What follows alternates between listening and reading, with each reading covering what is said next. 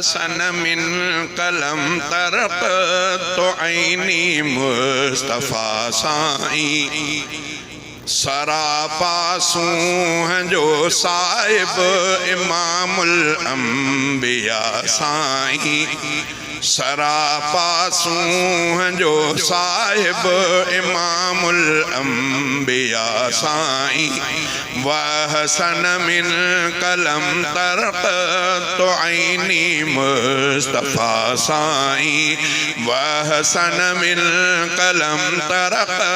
तो ऐनी मुस्तफ़ा साईं दुनिया जे कहीं बिजी जल अहिड़ो नाहे ॿार पैदा कयो दुनिया जे कहीं बिजी जल अहिड़ो नाहे ॿार पैदा कयो दुनिया जे कहीं बिजी जल अहिड़ो नाहे ॿार पैदा कयो दुनिया जे कहीं बिजी जल अहिड़ो नाहे ॿार पैदा कयो वाजमल मिन कलम तल दिन निसाउ दिल रुबा साईं वाजमल मिन कलम तल दिन निसाउ दिल रुबा साईं सरापासूं जो साहिब इमामुल अंबिया साईं वह सन मिन कलम तरक तो ऐनी मुस्तफ़ा साईं सजी दुनिया जे सोहणन खां मथे आ हुस्न में हज़रत सजी दुनिया जे सोहणन खां मथे आ हुस्न में हज़रत सजी दुनिया जे सोहणन खां मथे आ हुस्न में हज़रत सजी दुनिया जे सोहणन खां मथे आ हुस्न में हज़रत खुलक़त मुबर्रअम मिन कुल्लि ऐबिन आसफ़ा साईं खुलक़त मुबर्रअम मिन कुल्लि ऐबिन आसफ़ा साईं सरापासूं जो साहिब इमामुल अंबिया साईं वह सन मिन कलम तरक तो ऐनी मुस्तफ़ा साईं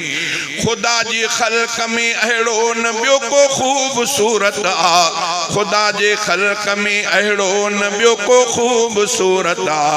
कन्नक क़द ख़ुलिक़त कमा तशाउ पेशवा साईं कन्नक क़द ख़ुलिक़त कमा तशाउ पेशवा साईं सरापासूं जो साहिब इमामुल अंबिया साईं वह सन मिन कलम तरक तो ऐनी मुस्तफ़ा साईं ॾिठो जिन जोत जलवन खे उहे आशिक वया अघिजी ॾिठो जिन जोत जलवन खे उहे आशिक वया अघिजी फिदा थी विया फना थी विया ॾिसी ख़ैरुल वरा साईं फिदा थी विया फना थी विया ॾिसी ख़ैरुल वरा साईं वह सन मिन कलम तरक तो ऐनी मुस्तफ़ा साईं वो सरापासूं जो साहिब इमामुल अंबिया साईं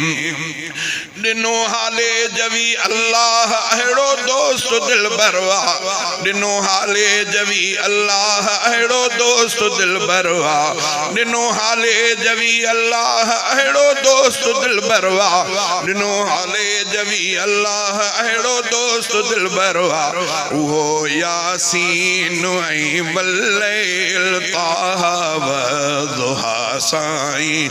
उहो यासीन ऐं वल्लैल ताहा वदुहा साईं सरापासूं जो साहिब इमामुल अंबिया साईं।